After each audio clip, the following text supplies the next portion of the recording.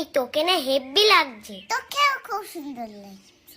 এই কালকে তো স্যারের কাছে অঙ্ক পরীক্ষা, বইটা দিয়েছিস তো ঠাকুরের কাছে? শুধু অঙ্ক বই বলে কেন, যেখানে যা ছিল সব দিয়ে দিয়েছি। তা ভালো করে। নয়তো মা যেটা দেখবে সেটা নিয়েই পড়তে বসাবে। ঠিক বলেছিস, চল পূজা শুরু হয়ে গেল, ওই দিকে যাই।